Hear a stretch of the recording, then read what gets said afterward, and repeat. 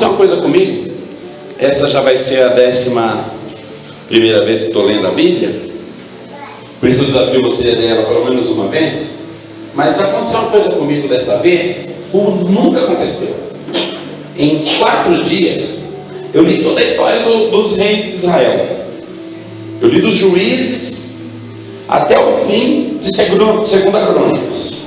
É toda a história dos reis. E em 4 dias. Só que sabe, pastor, mas você não entendeu nada, é muita coisa em pouco tempo. Eu entendi tudo. E eu tive conclusões tão boas para mim. Eu vi uma coisa nos reis, nos juízes. Se você vai ver as conversas sobre Davi, você vai ver os erros de Davi, um negócio grave. Tanto que Deus pune, porque Deus não é impune. Mas é grave. Mas você vai ver uma história de um homem que apareceu um dia na história da Bíblia, lá quando Samuel vai ungir alguém na casa de Jessé, aparece esse Davi. Daquele dia até o último dia que fala dele, quando ele morre enterrado, passam mais ou menos 60 anos. Você vai ver muitas coisas boas e você vai ver alguns erros graves nesses 60 anos de narração desse rei. Só que tem uma coisa: em todas as dificuldades que ele passou, que não foram pequenas e nem poucas, e em todas as glórias que ele passou, porque louvar a Deus na dificuldade é bom, louvar a Deus na glória é uma coisa de coração. Tem gente que quando prospera muito esquece de Deus. Eu acho que tinha que ser o contrário, tinha que prosperar muito e lembrar mais de Deus, mas é o contrário. Mas em 60 anos você vê um Davi reto, só o Senhor, nunca desviou para a direita, nunca desviou para a esquerda. Você sabe, irmãos, não é à toa que Deus coloca o selo na vida desse homem chamado Davi, de o homem segundo o coração de Deus, porque ele confiou a sua vida inteira em Deus. Por outro lado, o filho dele, Salomão, assume o reino e torna-se o homem mais sábio da terra, e a sabedoria de Salomão é indizível. Chegavam reinos do mundo inteiro para testar se ele era sábio mesmo, e chegavam outros para consultar. Salomão fez consultoria mundial sobre reinos. Eu não duvido que tem hoje estratégias que são usadas no mundo, em todos os sentidos do reinar, que veio de Salomão. Não duvido que isso é fato. Ele fez consultoria mundial. Sabe, o mundo baixou-se, curvou-se para aprender administração e reino com um rei. Não é pouco. E esse sujeito, temente, sábio, fiel, resolveu, no fim da vida, cometer um erro. Acho que há muita insistência das mulheres que ele tinha, porque não era poucas, era 1000. E aí tinha algumas que tinham mais moral e insistiu muito para ele fazer só uma caverninha lá no pé do morro, uma caverninha lá no pé do morro, eu adorar o meu Deus. Não quero adorar meu Deus aqui no prédio principal não, Salomão. Eu não quero adorar aqui na praça pública não, lá em cima no pé do morro, só uma capelinha. Salomão fez. Essas mulheres deles adoraram ali Azera, Moloque e o outro deus lá, acho que esqueci o nome do outro, terceiro. Deuses que a adoração começa assim: traga aqui o seu filho e o sacrifica que queima ele em incenso, e o seu filho sendo queimado no fogo, vai subir uma fumaça e o deus Moloque vai cheirar essa fumaça e ficar muito feliz com você.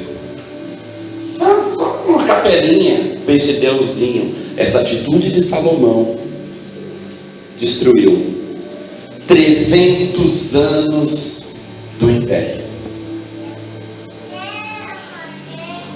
Enquanto você vê um de 60 anos reto do Senhor, se o Senhor quiser me matar, me mata, estou aqui. Reto. Você vê outro que foi reto até 99,9%. Mas aquele 0,1% que ele resolveu não ser reto, destruiu seus filhos, netos, bisnetos e por aí afora. Eu falei, Deus, é muito. Eu não tinha enxergado nunca desse jeito. Você lê 3 hoje, 3 amanhã, 3 depois, 3 depois, 3 depois. Mas eu resolvi ler tudo em 4 dias. E Deus falou comigo. Isso é uma coisa tremenda. Eu estou te falando isso só por causa da sua curiosidade. Porque você fica cheio dessas coisas que quer falar, né? Não é verdade? Outra coisa que eu queria te falar mesmo era isso. Que dentro desses reinos de Saul até o último, depois quando eles voltam ali da Babilônia, foram muitos reis, mas acontecia um princípio igual. E o que vale para o rei, vale para o reino. Você sabe, reino pode ser uma família. Sua família é um reino, é um pequeno reino, onde tem o marido, a esposa, os filhos, e ali é um reino. E o marido tem que ser o rei, não a rainha, viu? Você que é marido aí, você tem que ser o rei. Não é rainha não. Porque tem marido que é rainha. Quem senta no trono é a mulher, quem tem o cetro de justiça é a mulher. Aqui não. Aqui é rei. Amém? Se você precisar de unção de rei, vem falar comigo aqui que eu te uso. Bom, deixa eu te falar aqui o que eu quero falar. O rei, ele então definia a história e a estratégia do povo. Se aquele rei fosse bom e andasse nos caminhos do seu pai Davi, todo Israel prosperava.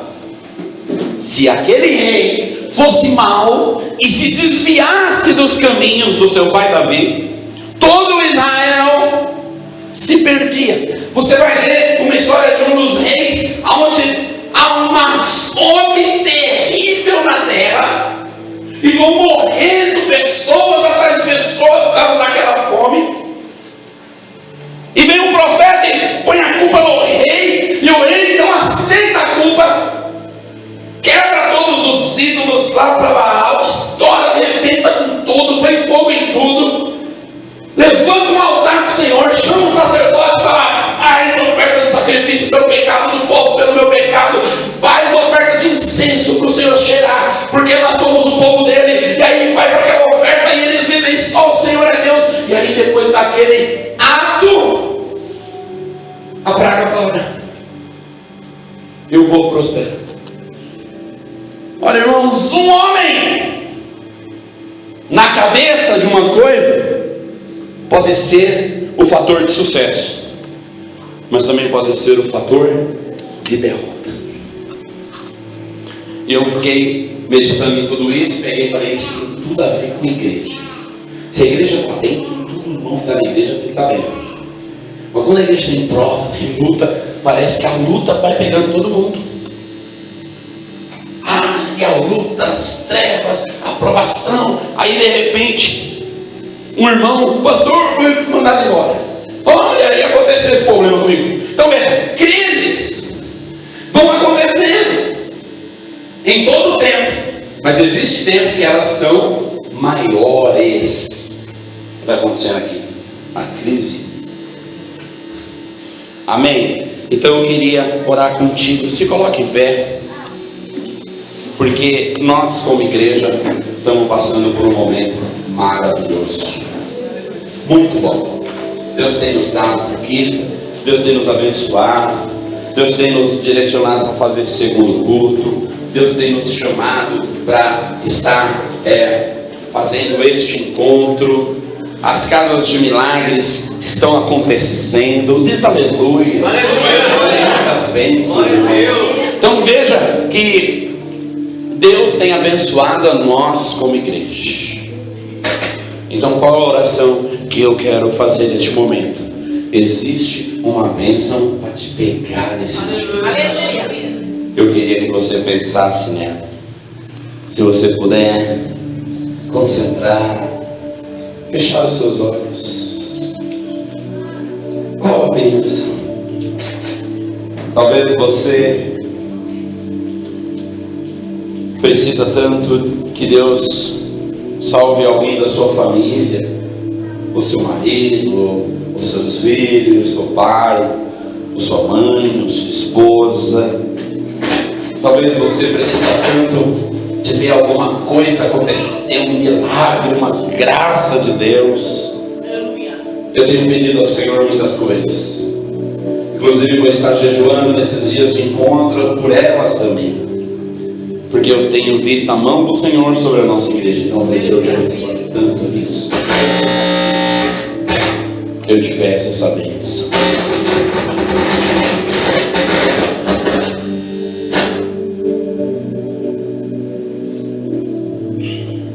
Glória a Deus.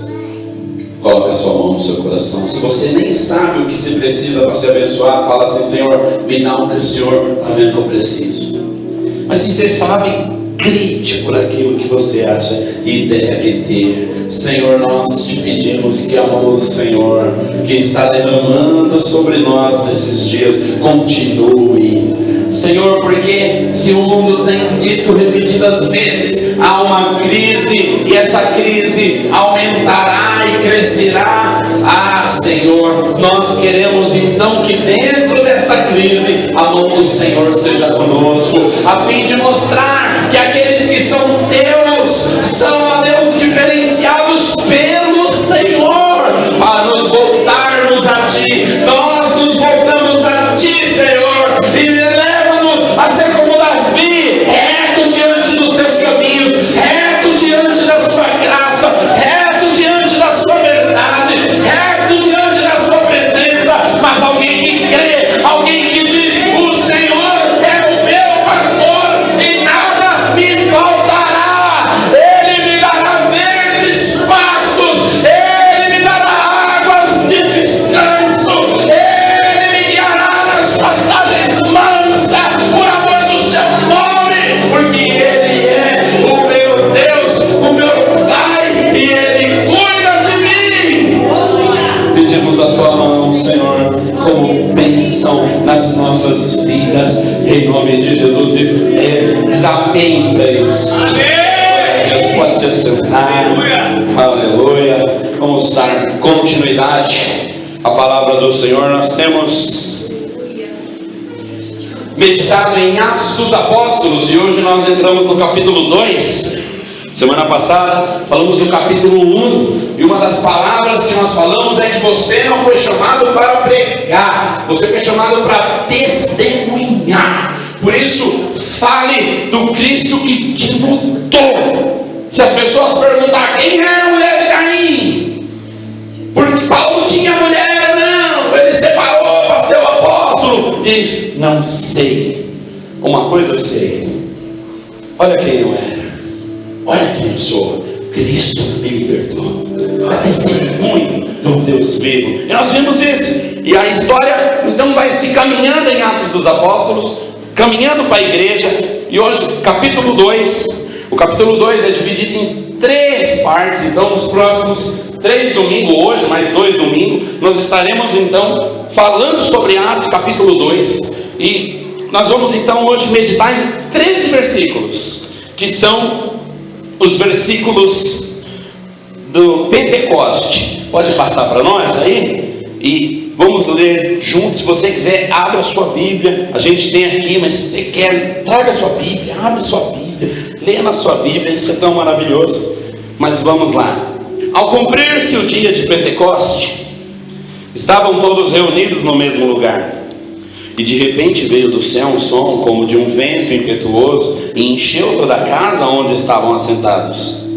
E apareceram distribuídas entre eles línguas como de fogo, e pousou uma sobre cada um deles. Verso 4: todos ficaram cheios do Espírito Santo e passaram a falar em outras línguas, segundo o Espírito lhes concedia que falasse. Ora, estava habitando em Jerusalém judeus, homens piedosos, vindo de todas as nações debaixo do céu. Quando, pois, se fez ouvir aquela voz, afluiu a multidão, que se possuiu de perplexidade, porquanto cada um os ouvia falar na sua própria língua. Estavam, pois, atônitos e se admiravam, dizendo: vede, não são porventura galileus todos esses que aí estão falando? E como os ouvimos falar, cada um em nossa própria língua materna, somos partos, medos, elamitas, e os naturais de Mesopotâmia, Judéia, Capadócia, Ponto e Ásia. Verso 10: da Frígia, da Panfilha, do Egito e das regiões da Líbia, nas imediações de Cirene e Romano, que aqui residem, tanto judeus como prosélitos, cretenses e arábios. Como ouvimos falar a nossa própria língua, as grandezas de Deus? Todos atônitos e perplexos interpelavam uns aos outros: que quer ser isto? O que quer isto dizer? Outros, porém, zombando, diziam: eles estão embriagados. Veja, esses 13 primeiros versículos começam a igreja, mas ainda não está nas mãos dos homens, e ainda está nas mãos de Deus. Nós vamos ver não todos esses versos, porque muitos versos aqui é apenas para mostrar aquelas 13 línguas que eles estavam falando. Tinha 13 idiomas diferentes. Eles pregavam, eram 120 homens, e eles estavam pregando naqueles 13 idiomas as grandezas de Deus. E quem era romano entendia a pregação em romano, e quem era da Frígia entendia lá na sua língua. Quem era da Capadócia entendia lá na sua língua.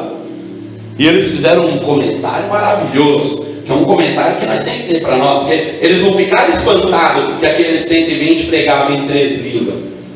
Porque você pode reunir 120 pessoas que entendem muitas línguas e colocar para fazer pregações. Pode ou não pode? Não, era um galileu. Mas peraí, como é que Galileu prega em 13 línguas? Está tirando os galileus, tá? Galileu é uma espécie de mauaense. É alguém do fundo. Quando você fala de São Paulo, por aí afora, em Minas, em Goiás, você fala que você mora perto de São Caetano, perto de Santo André, porque Mauá, parece que há um mal em Mauá, mas que Mauá é Galileu. É aqui que Deus traz agora, amém? O homem pode esquecer, a Bíblia diz que a mãe pode esquecer do filho, mas o Senhor não. Era isso, era Galileu, gente da Galileia. Você vai ler a Bíblia, você vai ver a Galileia na cidade de refúgio. Era lugar para as pessoas ficarem escondidas quando matava alguém inocentemente e tinha que fugir para lá para o vingador do sangue não matar ele.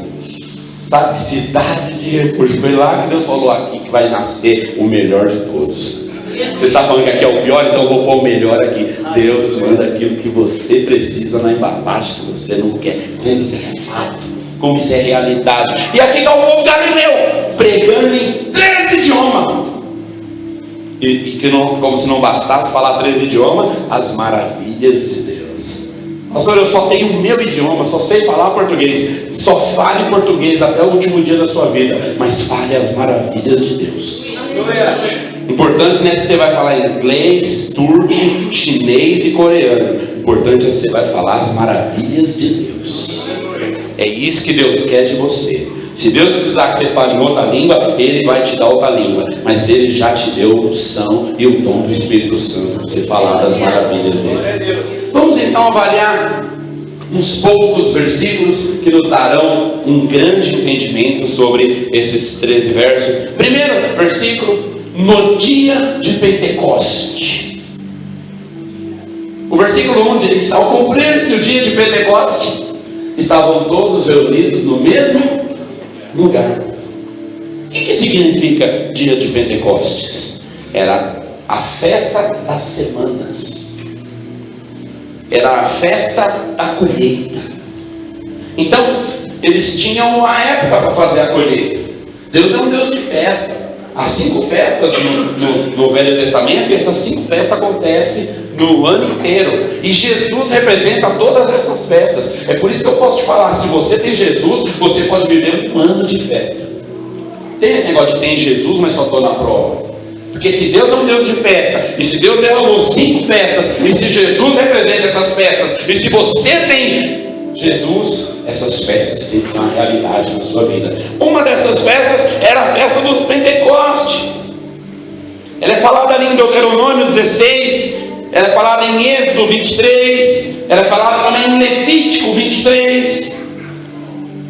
Como toda a verdade da palavra de Deus, o sentido espiritual do Pentecoste, ele tem 2 lados. Pentecoste acontecia 50 dias depois da colheita. Jesus subiu aos céus exatamente 50 dias antes do Pentecoste. Não, 50 não, 10 dias. Ele ficou com os discípulos os primeiros 40 dias. Nós vimos isso semana passada. 40 é um número de prova. Nós vamos fazer um jejum de 40 dias, porque é um tempo de conquistar. Então Jesus ficou 40 dias com os discípulos e falou: agora fique em Jerusalém, vai vir o poder do alto. E os discípulos ficaram então os outros 10 dias em Jerusalém. Justo no dia da festa das semanas, da festa do Pentecoste, é que veio o Espírito Santo e os encheu. Então tudo na palavra de Deus tem um sentido. Ali não acontece nada por acaso. Mas essa verdade do Pentecoste, por um lado, é porque nós somos as lavouras de Deus. Nós somos algo que Deus plantou nessa terra. Deixa eu te falar, nós somos pessoas que Deus plantou e um dia Ele virá nos colher. Aleluia. Você não está abandonado neste mundo, você não está largado neste mundo. Deus não virou as costas para você, Deus não tem achado algumas pessoas melhores que você. Ele é quem te plantou nesse mundo e Ele virá te colher. Glória a Deus, aleluia. Porque nós somos o Pentecoste, nós somos a lavoura. Aleluia. Por outro lado, nós somos também os ceifeiros, que somos revestidos de poder para fazer a colheita. Se um dia nós vamos ser colhidos, também fazemos colheitas, porque pessoas estão perdidas neste mundo e nós temos sido ceifeiros que colhemos elas para a lavoura de Deus. Amém? O nosso encontro com Deus tem uma única finalidade: colher pessoas para a lavoura de Deus. É por isso que fazemos isso. É por isso que nos preparamos para isso.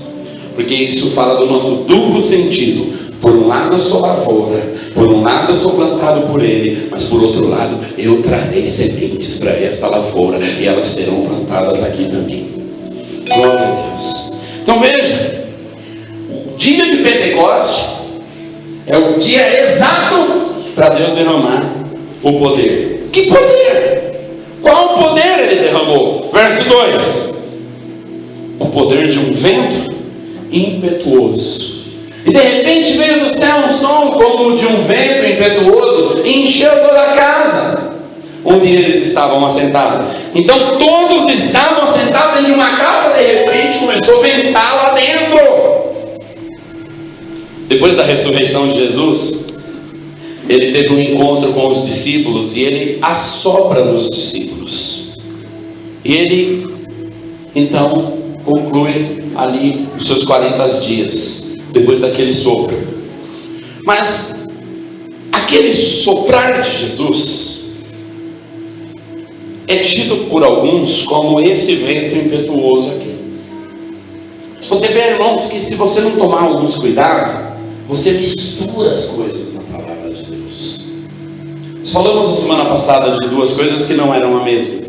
E hoje eu vou falar de novo. Esse sopro de Jesus em João 20, 22 não é o mesmo que esse sopro dentro da casa. São 2 experiências diferentes e são experiências que nos marcam. Por que que é importante eu te falar dessa diferença? Por uma coisa muito simples. Se a primeira experiência for verdadeira, então não tem sentido nós nos reunirmos para cultuar. E nós temos que reunir para cultuar. Então a primeira experiência não pode ser a mesma de Atos 2:2. Vamos lá, nós temos um texto aí, mas se você quiser ler na sua Bíblia, abre aí João 20, capítulo 20, verso 22. Tem aí, filho?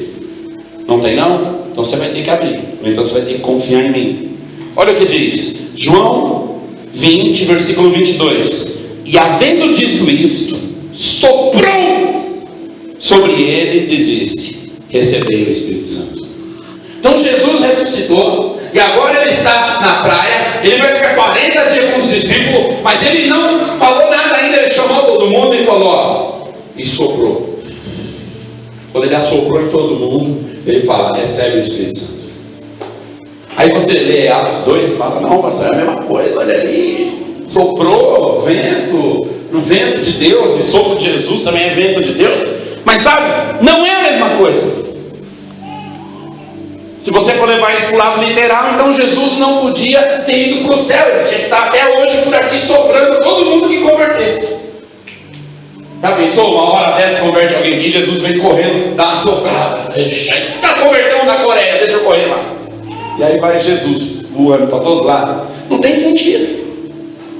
Não tem sentido isso acontecer. Por outro lado, também, se ele soprou os seus 12 discípulos, e isso vale para todos que convertem depois, como alguns ensinam, então por que receber? Você vem na igreja, recebe Jesus, ali já vai receber um sopro divino, e quando recebe o sopro divino, não precisa voltar nunca mais. Você já recebeu. Já recebeu, não precisa voltar. Por que você vai voltar? Você já recebeu o sopro, já foi soprado, já tem a vida. Essa vida é uma vez só, entrou, não sai nunca mais. Mas o que na verdade é isso? O soprar de Jesus é o receber da vida. Os irmãos creem que quando recebem Jesus como o único suficiente Salvador, o Espírito Santo, seu Espírito se torna um.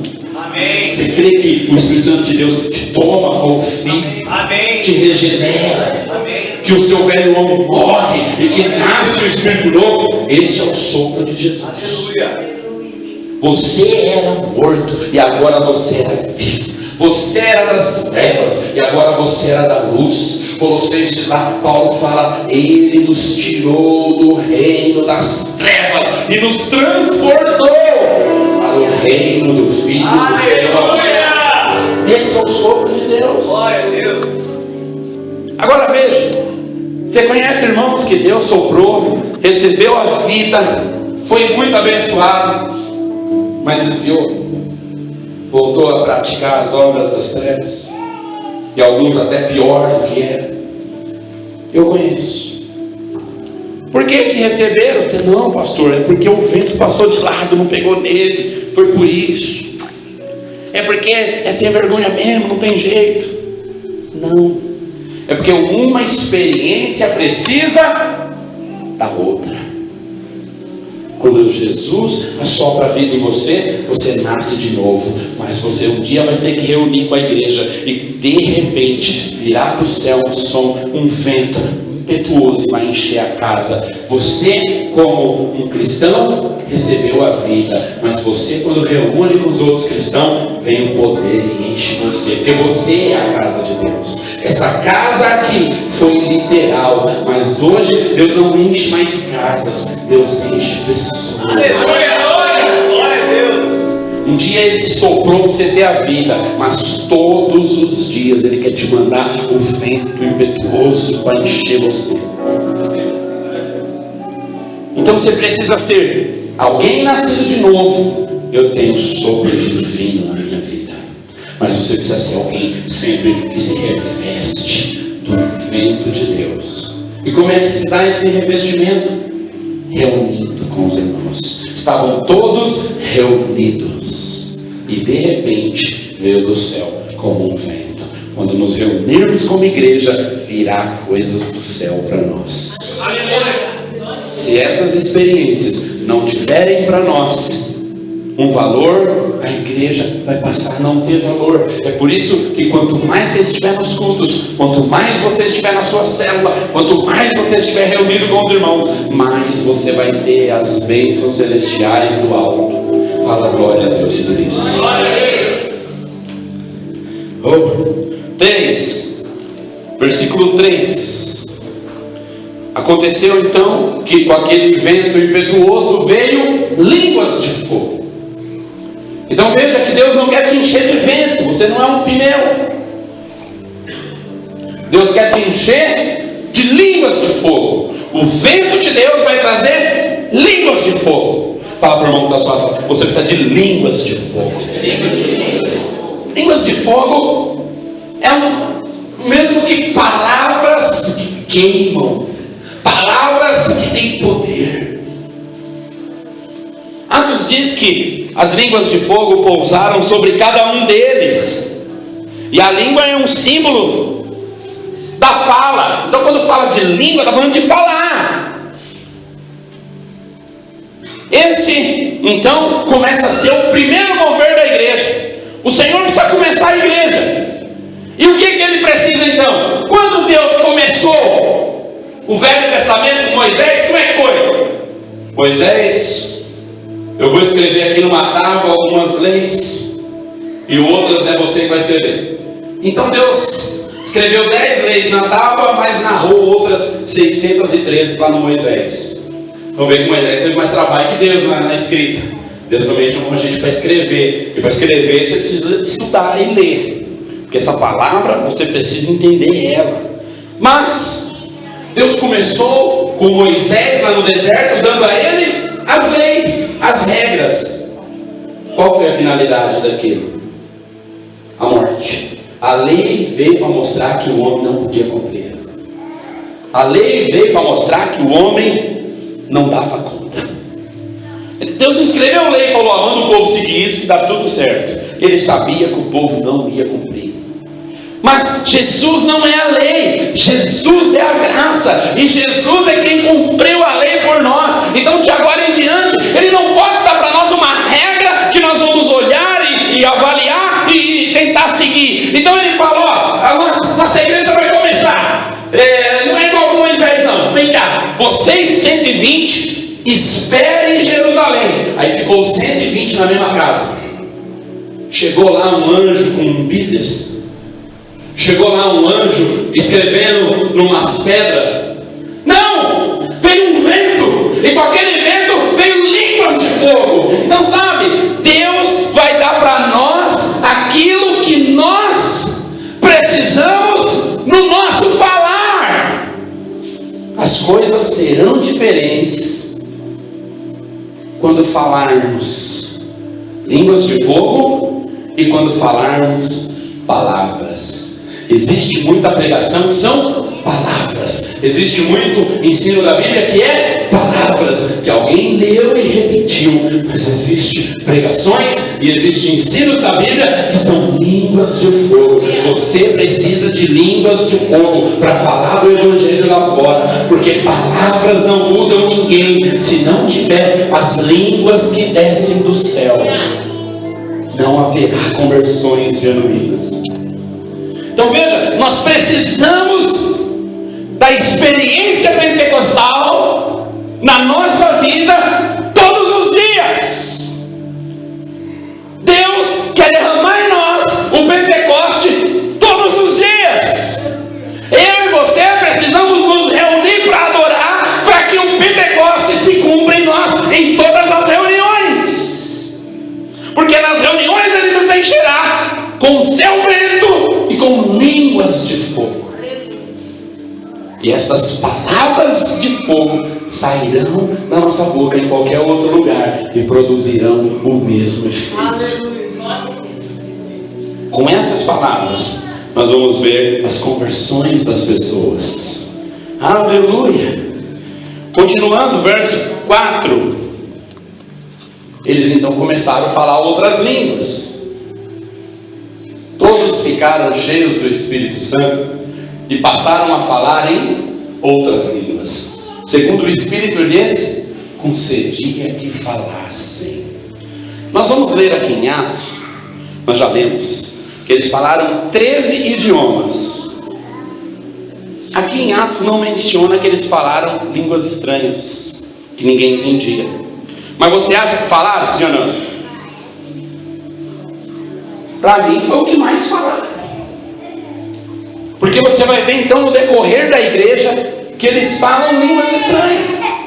Tem até uma experiência lá em Samaria, quando Filipe prega para as pessoas de Samaria e elas se convertem, e Filipe batiza todo mundo. Aí Felipe fala: bom, agora que vocês foram batizados, vocês precisam receber o dom do alto, vocês precisam receber as outras línguas.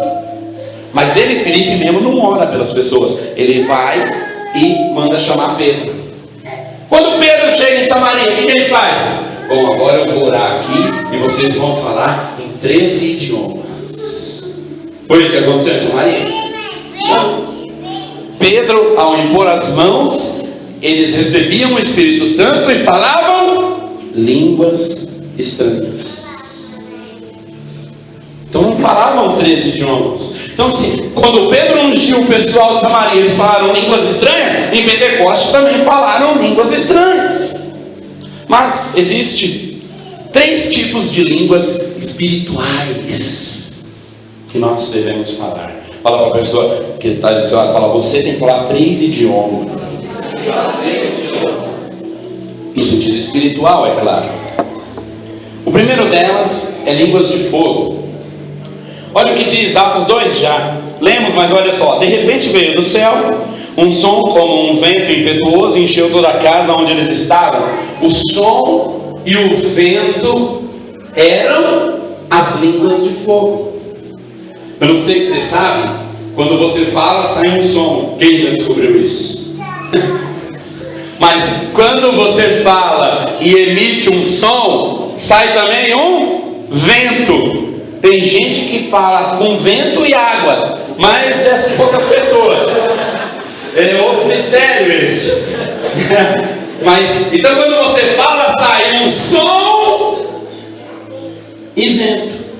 Então aqui a experiência de Atos 2, ele fala: veio do céu um som como um vento. E aí no verso 3 ele vai falar: esse som e esse vento é língua de fogo. Que língua de fogo é essa? É o falar em outras línguas. São as línguas estranhas. Mas 1 Coríntios capítulo 3 verso 1 nos mostra a língua dos anjos. Olha só: ainda que eu falasse a língua dos anjos, a língua dos homens e dos anjos, se não tivesse amor, serei como bronze que soa ou como símbolo que retine. Paulo então está dando uma descrição que o amor é a maior base de vida. E que amor é esse? É o amor ágape, é o amor de Deus, é o amor recebido na regeneração, no novo nascimento. Esse amor é uma base intensa. E aí Paulo coloca vários pilares e coloca o amor é maior que esses pilares. Quais são os pilares? Aí ele coloca aqui, ó: falar língua de anjo. Alguns falam: língua estranha é língua de anjo. Não! Língua estranha é língua estranha. E língua de anjo é língua de anjo. Mas só como é que eu sei quando a língua é estranha e quando a língua é de anjo? Você não vai saber nunca, só Deus e os anjos. Mas quando você vai falando dos mistérios com Deus, você tanto fala línguas de anjos como você fala línguas estranhas. É por isso que nós incentivamos as pessoas: olhem em línguas, tira tempo orando em línguas, faça isso na sua casa, coloque louvores, faça um bilhete com suas maiores necessidades, com as dores que você está sentindo naqueles dias. Segura aquele bilhete, coloca um louvor e fica ali. Vai ter hora que você vai falar em línguas estranhas, vai ter hora que você vai falar como os anjos falariam. Por quê? Porque é um dom dado. E a terceira são os gemidos inexprimíveis. Romanos 8, 26 diz: também o Espírito semelhantemente nos assiste em nossa fraqueza, porque não sabemos como orar, mas o mesmo Espírito intercede por nós sobremaneira com gemidos inexprimíveis. Quando nós vamos orar e nós não sabemos como orar, o Espírito Santo começa a falar com Deus aquilo que nós estamos tentando falar e não estamos sabendo. Aí você chega diante de Deus e então: Deus, mas é que eu estou assim precisando. Mas não tem nada a ver. O que Deus precisa ouvir de você é que você fala: Senhor, eu preciso ser diferente, eu preciso mudar de vida, eu preciso tomar posturas. E aí você fala a sua oração assim: Senhor, eu preciso de um carro mais novo. Aí o Espírito Santo chega em Deus e fala: Senhor, ele está falando que tem que mudar tanto. Aí você fala: Senhor, esse negócio de ganhar R$1.000, preciso de 2.000, porque 1.000 não resolve minhas contas bancárias. E aí o Espírito fala: Ele quer glória, Ele quer honra, Ele quer... O que você acha que Deus vai te dar? O carro, o dinheiro ou glória, honra e mudança? Só que vai chegar uma hora que você vai chegar diante de Deus e falar: Senhor, eu quero carro, não quero ouro, porque eu tenho recebido glória. É melhor que isso, é maior. Veja, o gemido inexprimível do Espírito Santo, uma hora ele já começa a virar a sua oração. É por isso que quando algumas pessoas falam: pastor, eu oro, mas eu só oro pedindo coisa para Deus, eu falo: continua. Se ele ficar 1 ano só orando pedindo coisa para Deus, eu vou falar: rapaz, o Espírito Santo está tendo problema com esse irmão, porque ele não muda nunca. Mas é dessa forma, a nossa oração vai ser levada para Deus de nós, do nosso jeito. Às vezes é o contrário também, porque tem irmãos que são, vou usar uma palavra que a Renata gosta muito, tem irmãos que são tapados. Não sei o que significa isso, mas tem irmãos que são tapados. Está desempregado, está passando crise, está doente, está com problema com os filhos. Aí ele chega: Senhor, hoje eu vim aqui só para agradecer. Aí o Espírito Santo fala: ele está precisando ser curado, ele está precisando de um emprego. Você sabe? E esse Espírito Santo é maravilhoso. Fala aleluia com o Espírito Santo. Oh meu Deus! Por isso que a gente erra e no final dá certo, porque o Espírito Santo arruma o negócio antes de chegar no Deus. É por isso que você nunca pode parar de orar. Só o Espírito Santo não vai poder te ajudar se você não ora. Você não fala nada, ele vai chegar e falar: bom, ele não está falando nada, mas eu resolvi vir falar. Não. Deus é um Deus de princípios. E se Ele nos deu o princípio da oração, é através da oração que o Espírito Santo vai derramar a mudança em nós. Então veja, nós falamos 3 línguas, 3 idiomas.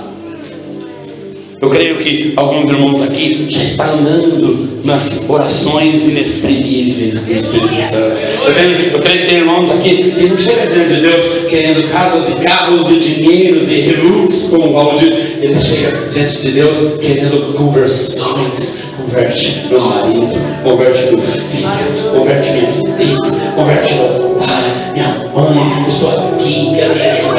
Aleluia! Oh, isso é o Pentecoste na nossa vida. Aleluia. Vamos avançar. 5. Ouviam então falar em sua própria língua. Irmãos, isso aqui, o Pentecoste é uma resposta de Deus para Babel. Quando você lê Gênesis 11, você vai ver lá que é construída a Torre de Babel. Um sujeito pervertido e arrogante, chamado Nimrod, edificou essa torre. Ele juntou os homens e falou: vamos fazer uma torre bem alta.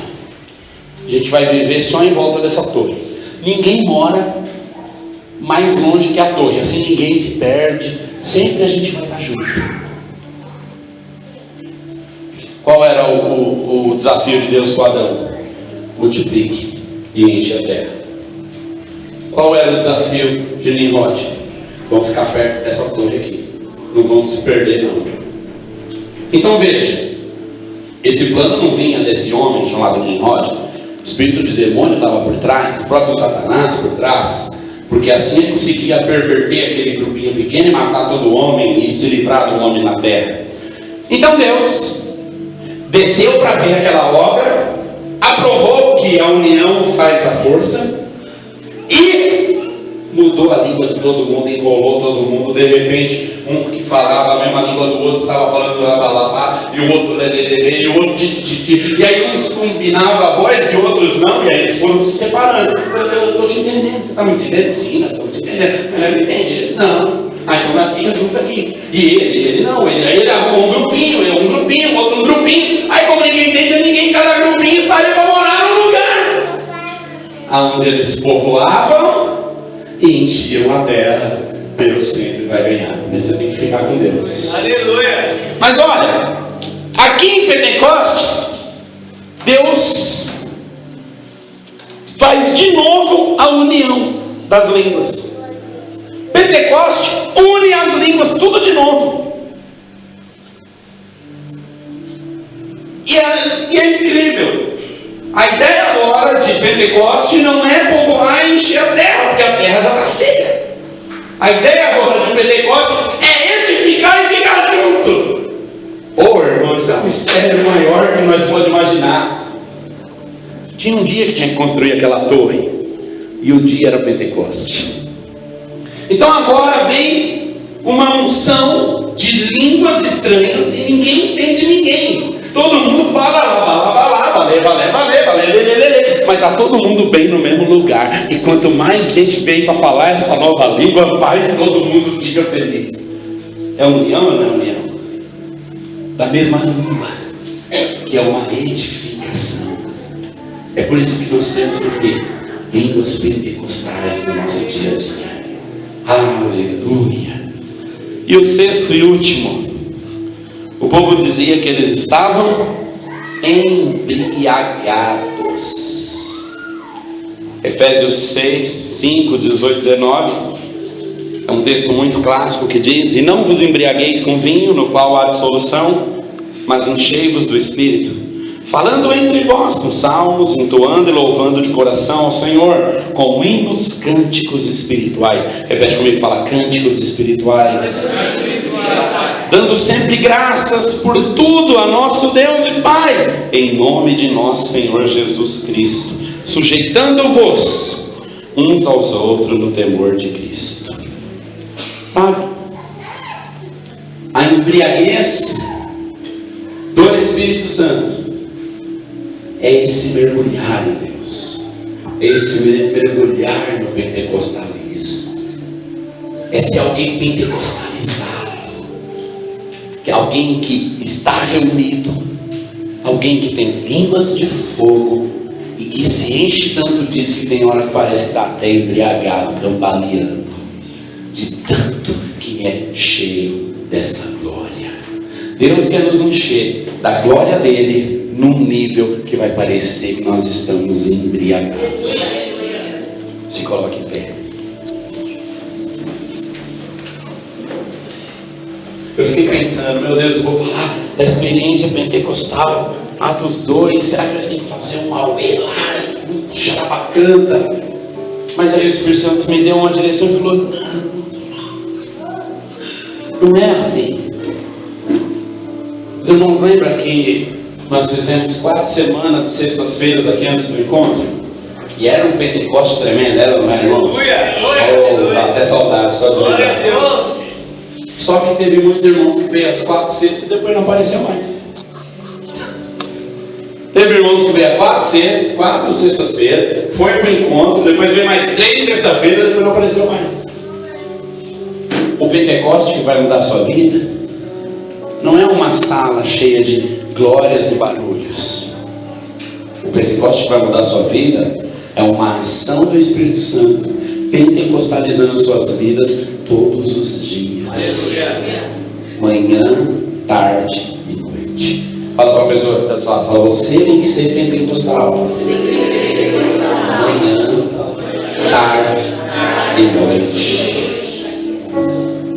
Por isso, em todo momento da sua vida, separe-se, ore em outras línguas, faça barulhos celestiais, ore nas línguas dos anjos, não espere reunir com os irmãos, seja alguém pentecostalizado todos os dias, todos os momentos, em todo o tempo.